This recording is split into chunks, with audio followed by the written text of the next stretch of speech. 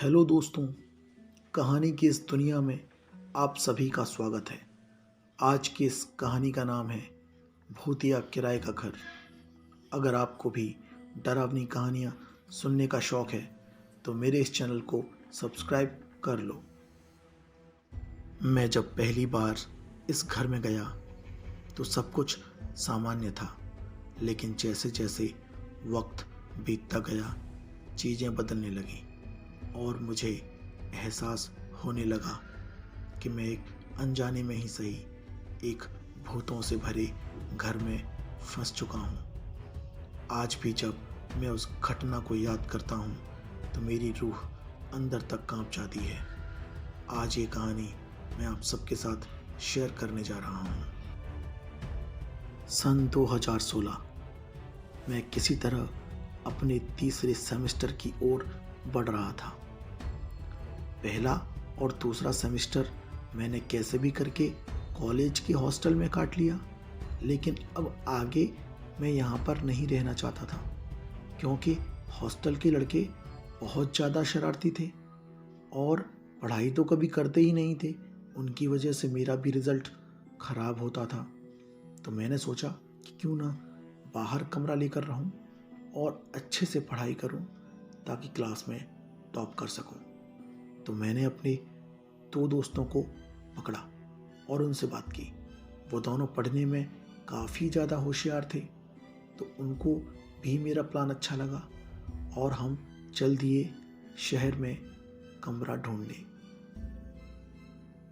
लेकिन शहरों में कोई लड़कों को रूम देना ही नहीं चाहता, सबको बस फैमिली ही चाहिए। हमने बहुत सारी कॉलोनीज़ में जा कर देखा, उन घरों में भी जाकर पूछा जिनके बाहर टू लेट का बोर्ड लगा हुआ था, लेकिन उन्होंने भी मना कर दिया। कह रहे थे कि लड़कों को रूम नहीं देते। हमने तो इतना भी कह दिया कि एडवांस में पैसा ले लेना, लेकिन फिर भी मना कर दिया। और कुछ समय के बाद हम थक गए और सोचा कि चलो यार हॉस्टल में ही रह लेते हैं, और अपने हॉस्टल की तरफ वापस आने लगे कि तभी हमने एक दुकान पर देखा, एक पर्चा चिपका हुआ था। उस पर लिखा था, लड़कों को सस्ते में किराए पर कमरे दिए जाते हैं। नीचे फ़ोन नंबर लिखा हुआ था। हमने तुरंत उस नंबर पर फ़ोन लगाया।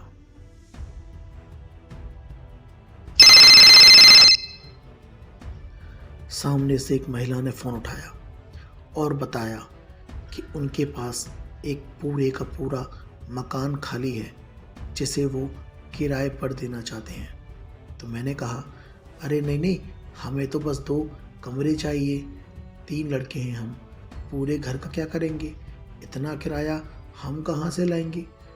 तो उस महिला ने बोला कि नहीं नहीं, आप समझे नहीं, हम आपको 2 कमरों की कीमत पर ही पूरा घर किराए पर दे देंगे, बस साफ सफाई कर लेना।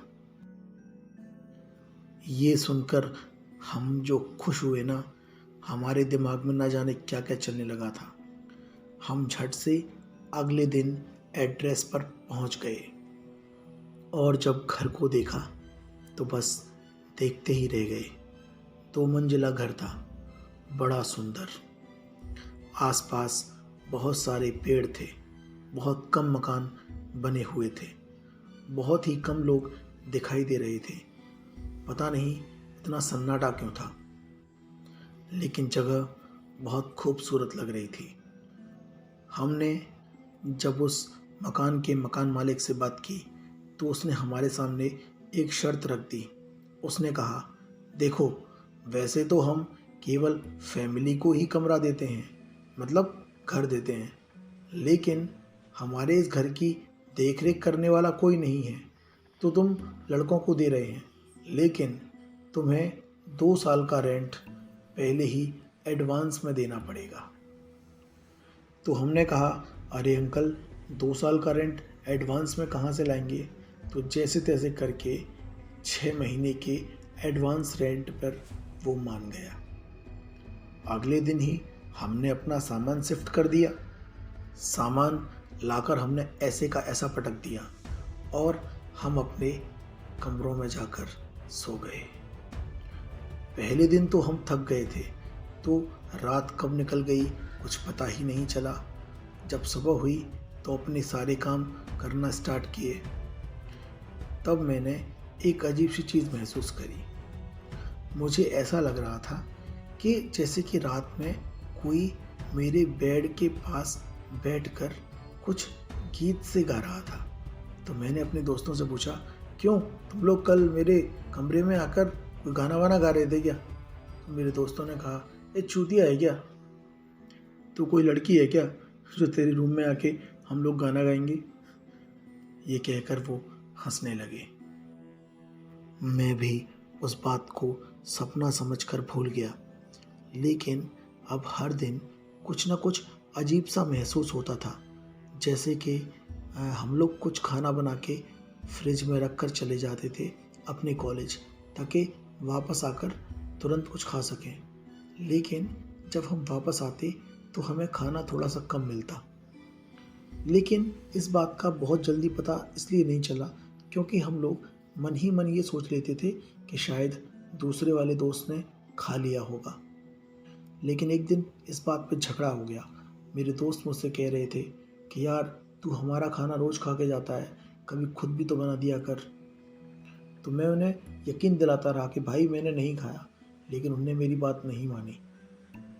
फिर एक दिन मेरे दोनों दोस्त अपने गांव चले गए थे, तो मैं घर पे अकेला था। अगले दिन सुबह सुबह मैं ज़्यादा नाश्ता बनाकर चला गया था कि जैसे ही मैं अपने घर वापस आऊँगा तब आराम से खाना खा सकूँगा। लेकिन जब मैं उस दिन घर लौट के आया तो मैंने देखा कि फ्रिज में जस्ट आधा खाना कोई खा गया है। सच कहूँ तो अब मुझे डर लगने लगा था। मैं अपने कमरे में गया, बिना कुछ खाए पिए सोने की तैयारी करने लगा।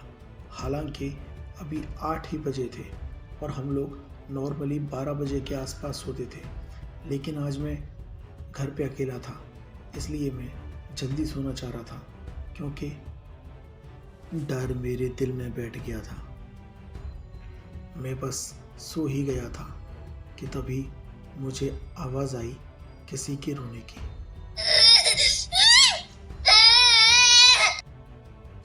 मैं अपने कमरे से बाहर गया और मैंने देखा कि दूसरे वाले रूम में मेरा एक दोस्त जिसका नाम अमित था, वो कोने में बैठा हुआ रो रहा है, लेकिन बच्चों की तरह वो डरा हुआ था। जब मैं उसके पास गया तो मैंने पूछा, अमित अमित भाई, तू तो घर गया था ना, और तू आया कब, और तू रो क्यों रहा है? तो अमित ने मुझे जो कहा उसे सुनकर मैं इतना डर गया था कि मैं अपना एक पैर भी आगे नहीं बढ़ा पा रहा था। उसने मुझे बताया कि वहाँ पर बाथरूम में कोई है, मतलब अमित के रूम में ही, मतलब लेट बाथ अटैच थे। तो उसने कहा कि बाथरूम में कोई है। सच कहूँ तो मेरी हिम्मत बिल्कुल नहीं हो रही थी, लेकिन अमित को इस तरह से डरा हुआ देख के मैं हिम्मत बांध के और बाथरूम की ओर गया। और मैंने बाथरूम में देखा। उसे सुनकर मेरी जो हालत थी, बस मैं बेहोश होते होते बचा। मैंने देखा बाथरूम में एक कोने में मेरा दोस्त अमित बैठा हुआ है और वो कह रहा है,